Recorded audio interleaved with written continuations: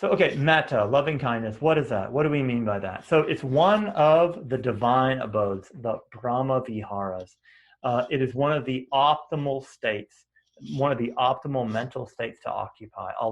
And according to Theravadan Buddhism, is one of the optimal states, mental states to abide in addition to compassion, sympathetic joy, and equanimity. So the way that I really like to look at metta is just simply as friendliness. And the etymological background of the word metta or maitri in Sanskrit is just friendliness. So it's just simply love. So in this meditation, the primary object of the meditation is the feeling of love itself, the mind state of love and friendliness itself. And we're going to be using internal talk, like a mantra. May you be happy. May you be happy. May you be happy, to support that. We're also going to use image thoughts. We're going to see a loved one smiling. And then we're going to feel ourselves smiling, feel the bliss in the body, and even imagine ourselves smiling as well. So to be clear,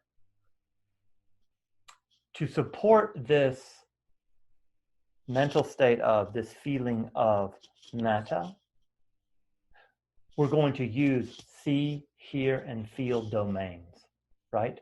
So you hear the mantra. That brings up the feeling of love. You see your beloved person. You see them smiling. All that brings up this feeling of love. You feel the love in your physical body, and you feel it in your emotional body. All of that supports the practice. Also, I'll note, and this is a little bit of an advanced instruction, so when we are doing the practice, so our primary focus will in fact be this quality of loving kindness, and however and whatever means we use to support it. But those of you that are familiar with TMI, you also want to keep peripheral awareness open, right? So it's all happening in open awareness. Okay, good. So, okay, good. That's a little bit of what you do. Now we're going to get into how we do it a little bit more later. But now I want to just really hammer on why we would want to do this practice. Like, why would we want to develop loving kindness? So in a sense, doing this practice gives you what you want: love and happiness. So in a sense, think of this. Love and happiness can be practiced and made a habit. That's what should be on, I like to say, that's what should be the headline on every newspaper every day of the year. You can train your mind to be happier and to be more full of love. That's actually important news. So this practice makes you more loving and kind towards yourself and towards others. Others, you will suffer less, and others around you will suffer less. You know that expression, misery loves company? Well, we're actually not discrete beings. There's actually not a clear line between me and you. We're all kind of enmeshed in this world together. So when one of us awakens or one of us develops loving kindness, it can't help but have a positive impact on others. You know, there's this idea in Mahayana Buddhism of bodhicitta, the desire to awaken, knowing that to awaken is the most beneficial thing you can do for others. This is in line with that. Another huge benefit of metta is it purifies you. It shows you where you are still hateful, cruel, self-centered, dismissive, unkind, etc. So it actually shows you the path for your own healing and liberation. It is said that the Dharma works through contrast. You see your ugly parts more easily when you've kind of done, let's say you've gotten into a deep state of loving kindness. one of the kind of ironies of that is all of a sudden you will see your failings much more clearly. There's a Zen expression, and George Haas quotes this: "What water?" asks the fish. Like the fish doesn't know that it's in water, and so whereas if you pull the fish out of the water, it'll all of a sudden be aware of something that it had been swimming in but didn't know, but now does know due to the contrast. So in that same way, metta shows you all your problematic mental states, etc., by getting you up into an exalted state of metta, and then you can see it all of a sudden. So it's very, very helpful in that way. Also, I'll say that developing metta mind helps you mentalize better. So, and this is very similar to the earlier point, but a mentalization skill, and to be clear, mentalization means kind of like a very quick definition of it is like thinking about thinking, or it's like knowing that you have a mind and that you have a mind that is interacting with other minds. Well, so when you develop metta mind and can make that somewhat of a default, and then also, if you're not muted, please mute yourself. In a second. Hey, Flop, Holleran, could you mute yourself? Let's see here. Okay, great. All right. Yeah, so you actually know when you get out of the state. So knowing when you get out of the state of metta or back into it helps actually bring bring a mindfulness to your own mind state. So it really helps with introspective awareness. So you see, oh, there is a difference. Oh, like my mental state is this now. Oh, now it's different. Anyhow, so good. This is very important. Metta helps you, it gives you the tool for dealing with your defilements, right? And defilements is a kind of yucky word. And so I'm not like, we don't want to be all like harsh with ourselves, like, oh, we have defilements, but I can't think of a better word. But let me ask you this. How do you deal with your defilements? Well, there's lots of different ways, but all of the best ways to work through your own problematic behaviors, etc., is through kindness. So think about that. So this practice, you're going to be doing 30 minutes of loving kindness every day. And then after that week of doing this practice, you'll have a better sense for loving kindness. It'll be more massaged into your being. And then when you have to deal with, let's just, like someone mentioned earlier, ADHD. And I've had problems with ADHD myself. So if we're harsh and judgmental and cruel towards ourselves when ADHD or inattention arises, that makes things even worse. The path forward is kindness and compassion and seeing this. So when we do the metta practice, we are equipping ourselves to deal with the problems that we have inside of ourselves and with others. Very good. This is something that it's a benefit, but it's also something to be warned of. And in a sense, I already spoke to it, but there's something called moral review. Moral review it often happens on retreat. And for example, I was on a metta retreat, and like all of a sudden, for like a full day straight, I was just aware of all the shitty things I'd ever done in my life. And I was racked with regret. That actually might happen for some of you. If it happens, it's good. You're lucky if it happens. It's going to give you insights into problematic behaviors, bring up wholesome regret. This is not about self-reproach or self-hatred. No. It's wholesome regret. But I just want to warn everybody that might happen. So be aware of that. Very good. Another huge benefit of metta is it develops authentic ethics that are intuitive and genuine. Ethics come from many different places and have many different supports.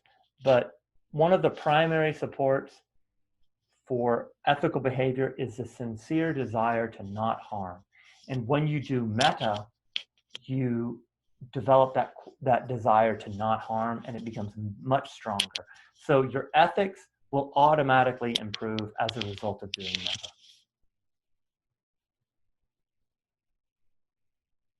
Also, let me say this. So earlier we did this kind of mini meditation where we've reflected on how all beings just want to be happy. This is really an extremely useful contemplation. It helps you understand yourself, mentalize yourself, understand others, mentalize them, and it makes the whole world much more approachable. And you can kind of understand and metabolize things that would otherwise be really off-putting and disorganizing for you. You can see, for example, let's say you had a parent that was an alcoholic, and as a result you experienced neglect and also some abuse, emotional abuse, physical abuse, etc. And to be clear, that's a problem, and that kind of thing needs to be worked through, largely through compassion and kindness towards yourself. But then also by understanding, oh, this, let's say, father of mine who was an alcoholic, he just wanted to be happy, and it was unfortunate, but he used alcohol to mood alter and deal with his suffering. And so you can see in a certain way how blameless that unskillful behavior of drinking alcohol to excess actually is. And thereby, forgiveness is easier. Forgiveness for yourself, forgiveness for others. And just let's come and do it like a 30-second meditation. Take the crown of the head and push it up towards the ceiling.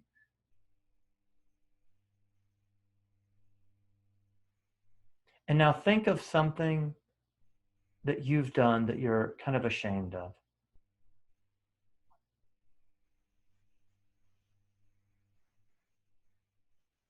And then now reflect on this fact. And this is a fact.